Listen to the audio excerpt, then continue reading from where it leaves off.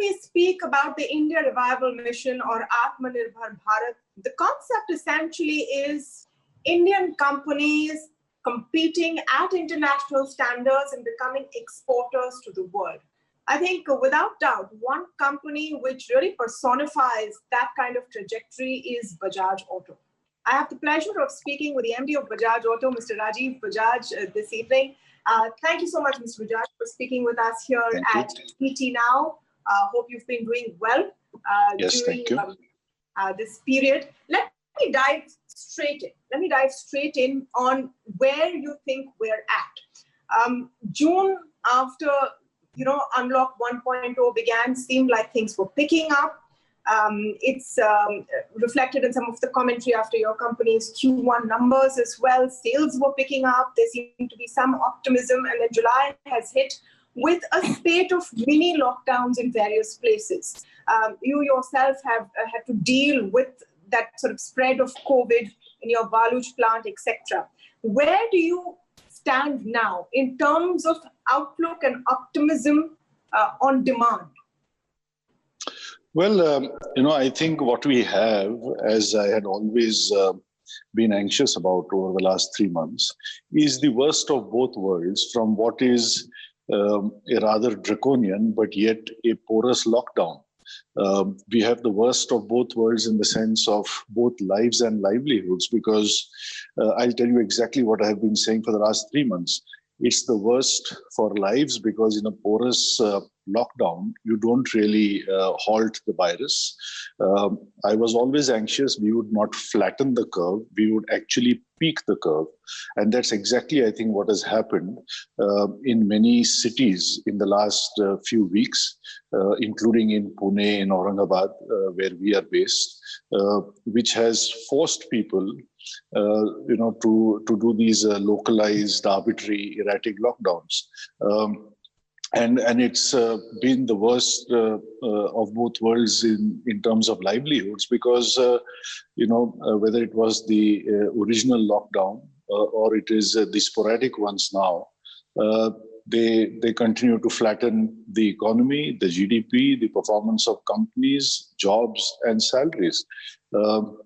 And I think where we are now is in the stage of the withdrawal symptoms, where the center or the state governments and their administration that have resorted to this kind of a porous lockdown, which was neither here nor there, are now in denial, because on the one hand, people like you put pressure on them to justify their actions. And that is why it is, I think, more for media optics than anything else that they have to continue to throw out a 8-day lockdown, a weekend lockdown, a 5-day lockdown, which doesn't stand to any reason, any logic, or any science. And on the other hand, they want to get out of it, but they don't know how to. So I think where I stand is in a very disrupted situation, where we were hoping things would get better in the second quarter from the first. But I think we are going to finish with a July that is going to be worse than June. And to your specific question, demand is good. I have said from the beginning, since March, that there will be, basis what we've seen in history, there will be more of a V-shaped recovery than any other shaped recovery. So I like the way you blamed, sporadic and, in your words, arbitrary lockdowns on the media. I think everyone is trying to figure out what's happening, including us. But let me come specifically to how lockdowns tie in with trying to restart the economy. Now, you have gone on record multiple times saying that in lives versus livelihood, we have to focus on livelihood. We have to learn to live with the virus. And then, we saw the situation which erupted in your Baluj plant. At that time, you were also on the receiving end of a lot of commentary saying that, look, you were saying herd immunity will happen and live with the virus. Look at what you are facing yourself. And you have no choice but to change tactic and strategy to deal with a situation like that. Do you, after that experience, empathize with the kind of challenges anyone in a decision-making position has to take, including local government? No, the short answer is, Tamanna, I do not. Because let me tell you what a very wise man called Dr. Wallace told me in the early 90s when I joined Bajaj Auto.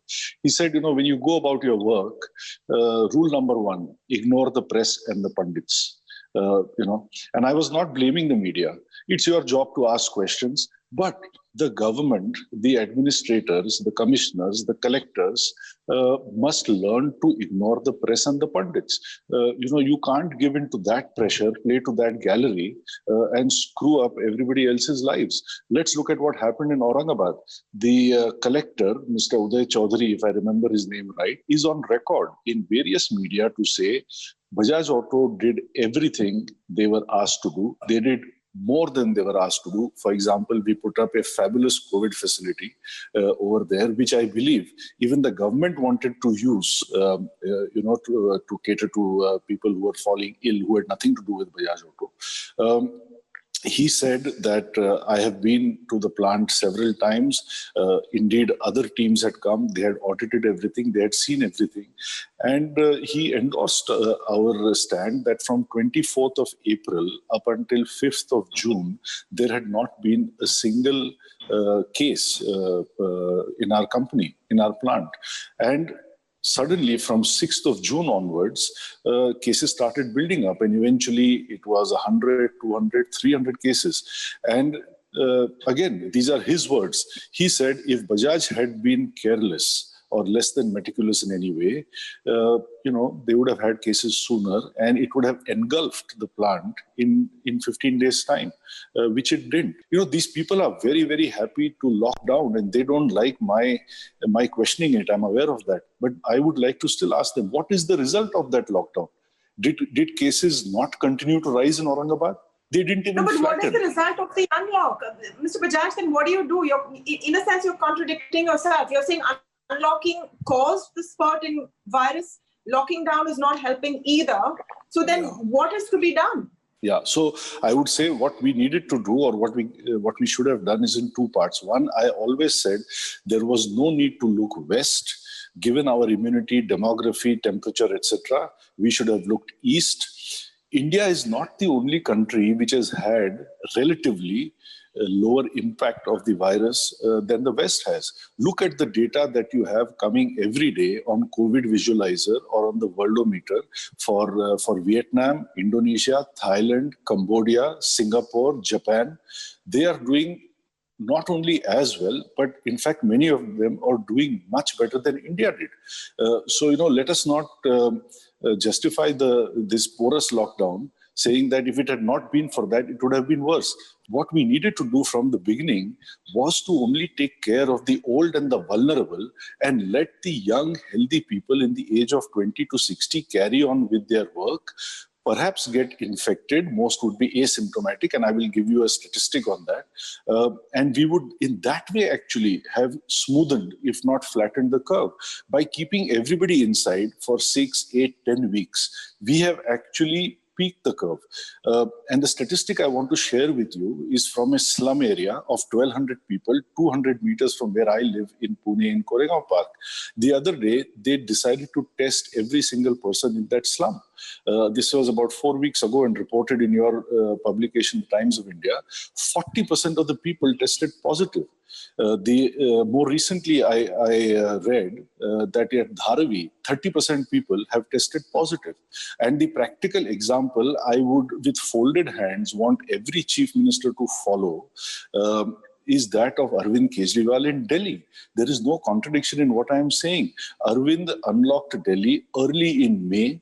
He faced some flack initially, including from the Supreme Court, for the rise in cases, for the apparent shortage in beds. I say apparent because I don't know whether there was a shortage or not, but they held firm. I was in touch with him. I was in touch with some of his senior colleagues, and they were very clear. Whenever we unlock from this kind of a draconian lockdown, we will have cases, but we are prepared and we have to ride this out. And look at where Delhi is today. If the testing results are accurate, Delhi is doing the best today. So each one of us, we will have to ride out of this storm, this unfortunate self-created storm in this fashion, because we did not do what we should have done in the beginning, which is allowed those who are young and healthy, I'm repeating that, in the age of 20 to 60 to carry on. There was no need to lock down 1.4 billion people. No country in Asia did that. Okay, let me come specifically to your experience once more in Waluj, where you took a very strong line. You said, I'm not locking down. A lot of your peers, other auto companies, when faced with cases, decided to go in for a lockdown. There were reports that your union was not very happy, or people were hesitant to come into work. You said, nothing doing. If people don't come in, if I have to lock down, it's a 50% pay cut. Do you think you were overly harsh? There can always be two views on a sensitive situation like that. But one thing I must factually bring to your attention is that, and I can share with you the official letter from the union, if I haven't already in the past, where the union leader, I forget his name, has clearly written that A, Bajaj has done everything and more. Two, we did initially think of asking the company if we should lock down. But number three, we have realized lockdown will serve no purpose. In fact, they informally told us, please do not keep people at home endlessly and keep paying their wages, because they said it in Hindi, लोगों को घर पे बैठ के खाने की आदत लगने लगी है. We want to come to work, not only for economic reasons, but for emotional reasons as well. So the union was not for a lockdown. This is a wrong information that has been, circulated by whoever. The union wanted the plant to run. Without that, we could not have run the plant. And, look at it like this. Between March and 31st of May, we did not retrench anyone. We effected no pay cuts. Let me come to now the question of revival. You've made it very clear that sorting out and figuring out how to deal with this until a vaccine comes is the first way. Do you think that there is a clear path till we have a vaccine? And is that what your big bet is on as a business strategy? Well, personally, I have a bit of a controversial view on vaccines. I am not a great believer that, the vaccine should be the first port of call. And I'll tell you why. See, quite simply, look at what a steroid is. A steroid is nothing but a massive suppression of one's own immune system. And therefore, it should be the last resort. What is a vaccine? A vaccine that inserts the pathogen itself into your body is also, in a way, like a steroid, a huge stimulation, not a suppression, but a huge stimulation of your immune system. Why would you do that unless you absolutely have to? I mean, I can tell you this, unless the government makes it 100% mandatory, and I hope they don't, to take the vaccine, I'm not going to take the vaccine, because I do not see myself at a significant risk that justifies injecting myself with this goddamn pathogen. I'm going to rely on diet. I'm going to rely on exercise, which for me is yoga and swimming. I'm going to rely on rest, particularly enough of sleep. I'm going to rely on stress management, i.e. meditation, although I'm terrible at it. I'm going to rely on precautions like masks and distancing, hygiene, and not touching your eyes and nose and mouth. And I'm going to rely on homeopathy, because personally, I have so much experience of it being effective, which somebody else might not, that I believe in it. And it's absolutely harmless, even if it's not effective. So when I have all these levers at my disposal, and I am not 75 and I have no serious comorbidity, I'm not personally waiting for the vaccine to come. And I have no interest in taking the vaccine even when it arrives. And honestly, I feel, again, people who are 20 to 60, who are young, who are reasonably healthy, need to just get rid of their fear and not, wait for the vaccine like everyone is doing. Especially, if I may say so, and maybe I'm kind of crossing the line here, a vaccine that is new and that is quote unquote hurried is the last vaccine people should take, in my view. I think we should caveat this for our viewers. This is your personal view. Because there are a lot of medical experts around the world working on this, and we should caveat this, and you should honor advice. And not everyone has the luxury of that kind of diet and healthcare and distancing that you may have, Mr. Bajaj. This is a vast country with a range of kinds of people who. I agree. That's why I said it's my personal view, and I'm not a doctor. And I would recommend that everybody read some wonderful books on vaccinosis and the uncanny correlation between the rise of vaccinosis and the rise of autoimmune diseases in the last 30 years, and then decide for themselves. Oh, okay, fair enough. Let me come now to the India Revival Mission and how we can now move ahead. First stage, of course, is surviving this. You've talked about how having a clear policy on lockdowns and unlocking, etc., should be there so that business is not left in a flux, not knowing what's happening next. But what about reducing dependence on imports? How feasible is that? What kind of a timeline do you see on it in your space? I think for me, Atmanirbhar is not about self-reliance. It is about being global. It is about being world-class. It is about being excellent. It is about being as good as the best. That's what, that is how I read Atmanirbhar. And to me, the important components there, the A in Atmanirbhar for me, first of all, stands for that ambition of being global. Then it stands for anticipation. What will you create in order to be that excellent? A for alignment. How will you align everyone towards that common ambition? How will you adapt the skills and the cost structure of the organization to it? And finally, you have to act. Theory is okay, but in the end, you have to act, you have to execute. So I think those are the important components of Atmanirbhar to me. As far as China is concerned, I've said this, I think, to you before that, we have to keep several things in mind.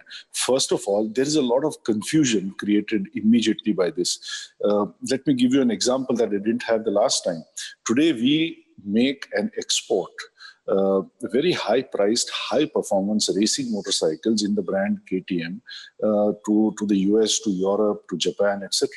Now, we have not been able to make these motorcycles since 12th of June. That's for almost 6 weeks now, because the tires for these motorcycles are not made in India by anyone.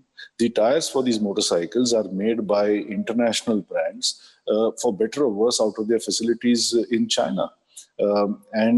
Since tire imports have attracted a blanket ban, here you have this confusion today that a company like us, which is quote unquote an ambassador of Atmanirbhar Bharat, of Make in India, of being global, etc. Today we are hobbled because we cannot make what we need to make to export because of this. So first of all, there is confusion that needs to be mitigated. Then there is the issue of continuity. I mean, there are suppliers in China who've invested for us. There are suppliers in India who will need to invest for us if we want to move that business. This takes time. It takes between a year and 3 years, depending on what components you're talking about. So that's the second important thing. The third is competitiveness. Unless the Indian supplier is competitive, this is not going to help anyone, because mark my words, a year or 2 years from now, this bhoot of anti-China will go away. And I don't want people in India who have invested for Bajaj at that time, to face a situation where, once again we can import from China. Obviously, the OEM will do what is in its interest. My job is first and foremost to protect the interests of Bajaj Auto. I'll move my business back to China or Vietnam or to wherever else at that point of time. And these people will be left high and dry. So ensuring competitiveness is important, and that doesn't happen overnight. Then, as I've said, a little broader argument is that of completeness. When you're a global manufacturer, you need to be in all major markets. You need the completeness of experience from everywhere. And can you imagine being global without experiencing China, the Chinese market, the Chinese people? I don't think so. And finally, I've always felt that one should approach everything with compassion. I've said this before and I'm going to say it again. India doesn't need to put China down to rise. India can rise on its own strength. I mean, if Bajaj has exported or is exporting 50% of what it makes, it's not because we are anti anyone. It's because we are pro-global, we are pro-excellence, we are pro-differentiation, we are pro-technology, we are pro-quality. We have to be pro something for a positive result. We don't get a positive result out of being anti-something. You only get a negative result out of being anti-something. I think it's more about using this as an opportunity to strengthen, weaknesses that have always been inherent. I mean, the question of, becoming world-class has always been around. I think this is just another opportunity to do that. Do you think that the right kind of incentive exists right now? We've seen a host of new policy measures being prepared in various fields for APIs, etc., to make sure that we can compete on level ground. Do you see any movement in that program to incentivize that level playing field? The opportunity may or may not have been there. It depends on which industry one is talking about. But certainly, the attitude has not been there. I mean, a lot of people talk global, but they act local. Because at the end of the day, they take comfort in the fact that India is a big market. They know the market, whatever that means. They know the customers. They know the government. They are comfortable dealing with this market. It's big enough to fill their pockets and fill their stomach. In terms of what has been done recently, we talked about the 5 L's once, the issues with land, with labor, with electricity, with logistics, with legislation. You say so much has changed, so much has improved. I don't know about API and the pharma industry, etc. But I can tell you nothing has changed tangibly and significantly from where I am sitting, from what I can see. In fact, let me give you a couple of examples. I mean, just in the last 1 week, exporters like us who were otherwise entitled to a 2% duty drawback incentive suddenly find that we are not able to log on to the concerned site. We are not able to claim those benefits. We have no idea why this has happened, where it is stuck between the ministries of commerce and finance. And at a time when the government is talking about promoting exports, I'm saying if you're not going to build it, at least don't destroy it. So this is the situation we are in. There is obviously a dis-ease of doing business that needs to be addressed. And this is not an issue with this government alone. Sometimes people think that I'm being overly critical of the NDA government or BJP government. No, I'm telling you, whether it was UPA, whether it is NDA, whether it was BJP in Maharashtra before, or whether it is the MVA now, nothing has changed as far as I am concerned. If, in all modesty, if Bajaj Auto has become world-class or nearly world-class, it is thanks to the people at Bajaj Auto. Of course, it is not irrespective of the system. We are all part of the system. But, we do business in 70 markets. I can give you a 100-point wish list from a small place like Dubai or Singapore, how easy it is to do business, to big places like Vietnam and Thailand. Because you talk Dubai and Singapore, people say, you can't, it's too small, too cohesive, too harmonious, you can't compare. Well, look at Indonesia, look at Bangladesh. They are running away with all the garment exports. India is losing out. Look at Vietnam, look at Thailand. I mean, we have a long way to go when it comes to ease of doing business. So what's your message then right now to entrepreneurs who are hoping to, survive this storm? What's your formula for them, Mr. Bajaj? Is this the time to cut down on your costs as much as possible? Is it just to, put your head down and hope you weather the storm? No, my message would still be that you cannot save yourself out of trouble. You have to sell yourself out of trouble. You have to have a simple 3-horizon action plan. The first horizon has to be to do more with your existing products in your existing markets, which means to improve, quality, cost, distribution, etc., and grow with what you have. The second horizon has to be about new segments and new markets. That's what we did as a company largely in the first 10 years of our export journey, starting from, I would say, about 2005. We took our existing products, but we took them to new markets, and within our existing domestic market, we created new segments in the market. And the third horizon has to be that of disruption, of new technology, new products, new alliances. In our case, it started with KTM. It's been about Husqvarna, about Triumph. It's about now trying to develop electric vehicles, for which we have received a lot of support and encouragement, particularly from Niti Aayog. So the entrepreneur has no choice but to think about growth, about selling more rather than saving more. And I would still say the central theme has to be one of excellence. You have to be world class in something so that that's the only way society will want you to exist. And this is what I heard a Honda CEO say in 2001 at the Tokyo Motor Show. Honda will always exist because society will want Honda to exist, and that was very inspiring to me. So each entrepreneur has to ask himself and ask his team that what is it about us that we can offer uniquely in a differentiated way, in an excellent way, which will want society to want us to exist. At the end of the day, it's as simple as that. Fantastic. Thank you so much, Mr. Bajaj. Always a pleasure to speak with you. Thank you. Thank you, Tamanna.